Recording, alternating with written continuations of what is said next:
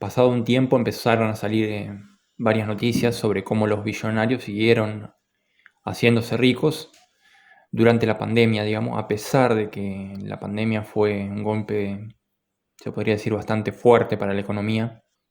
Para poner en contexto, por ejemplo, según el Banco Mundial, la economía mundial en 2020 decreció cerca de un 3%, un poco más de un 3%, lo cual parece algo irrisorio para alguien que nunca haya escuchado estas cifras, pero desde que el Banco Mundial lleva registro de esto, fue el peor desempeño de la economía a nivel mundial por lejos.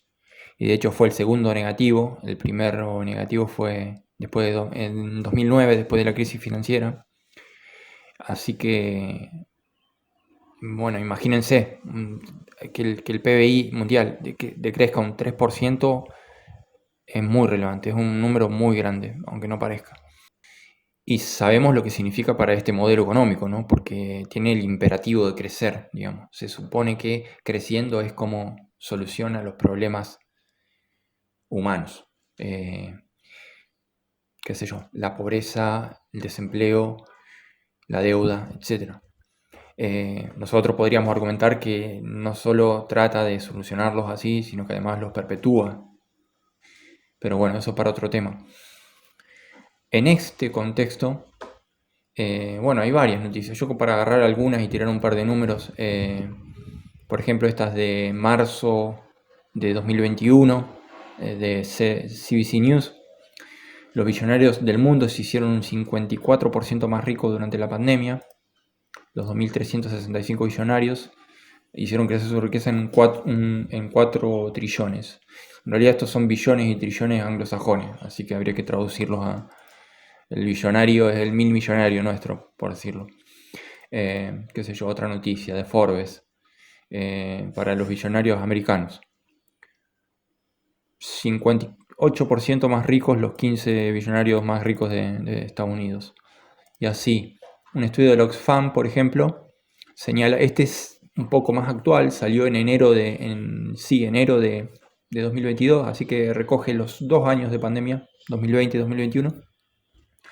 Qué sé yo, uno de los datos que pone, por ejemplo, es los 10 hombres más ricos del mundo duplicaron su riqueza desde el comienzo de la pandemia.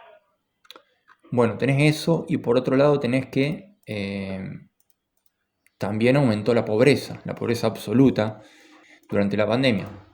También con datos del Banco Mundial se estipuló más o menos que eran unos 100 millones, un poquito menos, 97 millones de nuevos pobres producto de la COVID y de todo lo que generó económicamente. Y bueno, es el mismo fenómeno de siempre, quizás esto último no, porque generalmente se argumenta que el sistema, que este modelo, si bien crea desigualdad, en términos de pobreza absoluta está sacando gente de la pobreza, eso lo voy a elaborar un poco más adelante. En sí el fenómeno es el de siempre, el de la desigualdad se podría decir con poca controversia que es una característica natural del sistema económico de la economía de mercado, ¿no? Competitiva, simplemente porque la competencia genera diferente distribución de la riqueza, ¿no?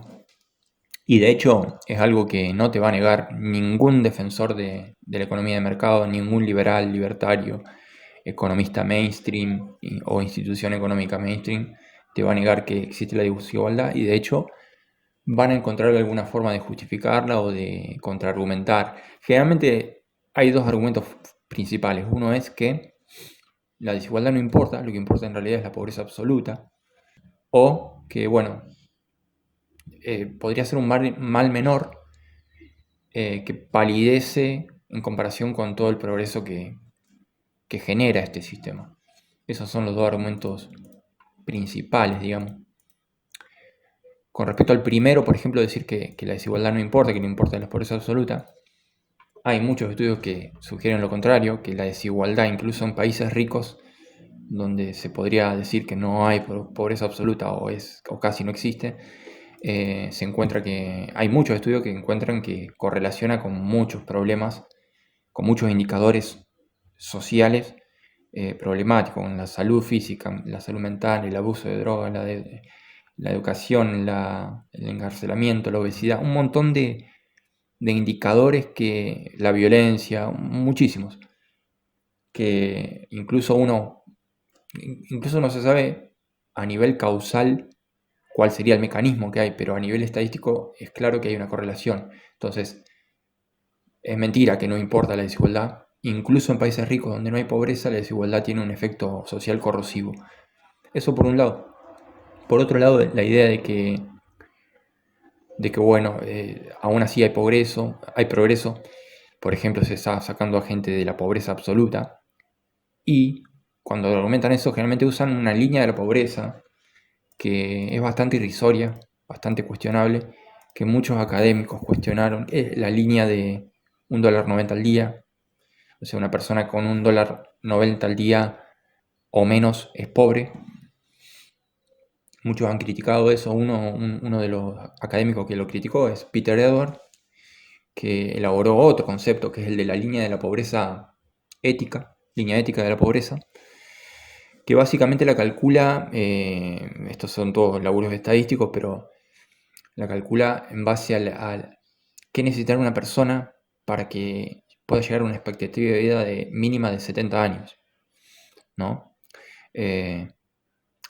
Después hay un antropólogo que se llama Jason Hickel, que en 2015 sacó en The Guardian un artículo que agarra este concepto y lo elabora bien, lo presenta bastante bien, está bueno. Él calcula, en base a este concepto de Edward, que esa línea de la pobreza, por lo menos en ese momento, la línea ética de la pobreza sería de unos $7 con algo. No, ahora no recuerdo bien el número, tendría que buscar el artículo. Pero bueno, es como 3 o 4 veces más de la línea de pobreza que usa el Banco Mundial y las instituciones, ¿cómo decirlo?, mainstream, para contar la historia de que hay un progreso y de que cada vez hay menos pobres. Si uno agarra esta otra línea de la pobreza, la ética, el progreso no existe, casi que se mantiene a niveles porcentuales la cantidad de pobres que hay en el planeta, que es alrededor de un 60%, y de hecho en términos absolutos hay más pobres, porque simplemente la población crece, y lo cual implica que hay más pobres en términos absolutos, que es lo que realmente importa. A nivel ético lo que importa son los números absolutos de la pobreza y del sufrimiento en todas sus formas. Y bueno, tenés eso, la desigualdad, el mismo fenómeno de siempre. Yo estaba pensando un poco en cuál es la característica que hace que exista desigualdad, cuál es el elemento, digamos, sistémico. Y, por ejemplo, desde la perspectiva sistémica, desde la ciencia del sistema, uno de los conceptos que se utilizan es el de los ciclos de retroalimentación. En particular, por ejemplo, los ciclos de retroalimentación positiva, que bueno, es otra forma de pensar la causalidad. Generalmente uno cuando piensa en causalidad tiene más bien el esquema lineal, tipo mesa de billar. Tenés el palo de billar que golpea la bola de billar, que golpea otra bola de billar, causa y efecto encadenados, un principio y un fin, todo de manera muy lineal. Y los sistemas tienen un comportamiento más complejo, digamos, hay causas que vuelven a influenciarse a sí mismas por cada iteración del sistema.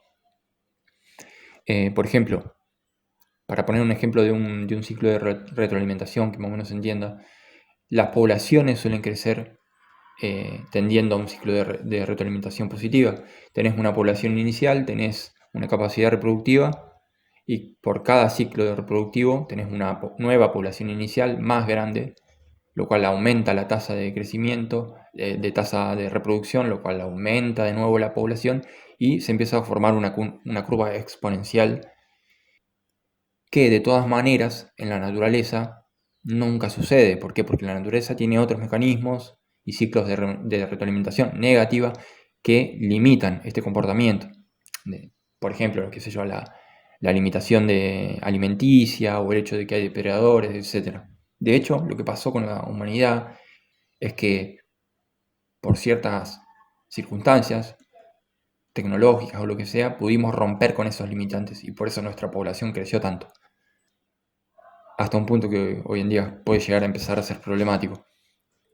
En fin, a mi modo de ver y en realidad al modo de ver de muchos analistas del sistema y gente que ve las cosas desde esta perspectiva, el modelo económico actual no tiene ningún tipo de dispositivo o herramienta eficiente que realmente nos sirva para controlar este crecimiento exponencial de la desigualdad, que parece estar, a mi modo de ver y el de estas personas, causado por estos ciclos de reforzamiento que hacen que sea cada vez más fácil para el rico hacerse rico.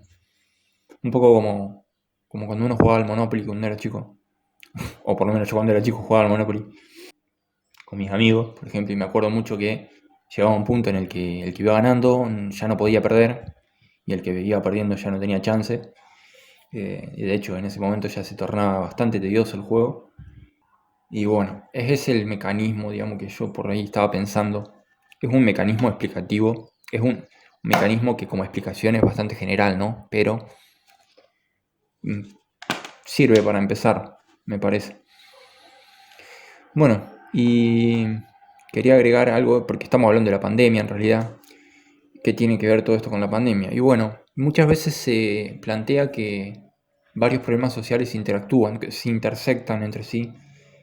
Y por ejemplo, bueno, una forma en la que suele reflejarse eso es, por ejemplo, cómo interactúa la desigualdad con el cambio climático y con la degradación ambiental. Cómo, digamos, según en qué escala de la distribución socioeconómica vos te parás, tenés o no los recursos como para enfrentar el cambio climático, qué sé yo, fríos o calores intensos. No es lo mismo ser un rico, digamos, que tiene su mansión climatizada, que ser un pobre que vive en un chaperío, y así en todo el espectro, ¿no? Hace poco salió un libro bastante interesante, en realidad no lo leí, pero ya el tema es interesante, que habla de cómo, de las fantasías escapistas de los ricos, digamos. Cómo los ricos se están haciendo búnkers o flashean con irse a Marte, como Elon Musk, y todas esas cosas que son bastante inverosímiles, mientras tenés gente que nunca va a poder enfrentar, de hecho los ricos no van a poder enfrentar así ningún tipo de catástrofe medioambiental porque es un error de perspectiva y hay una serie de interdependencias que hace que uno no pueda enfrentar este tipo de problemas solo. Son problemas sistémicos que te van a caer a los que hagas, salvo que cambies el sistema.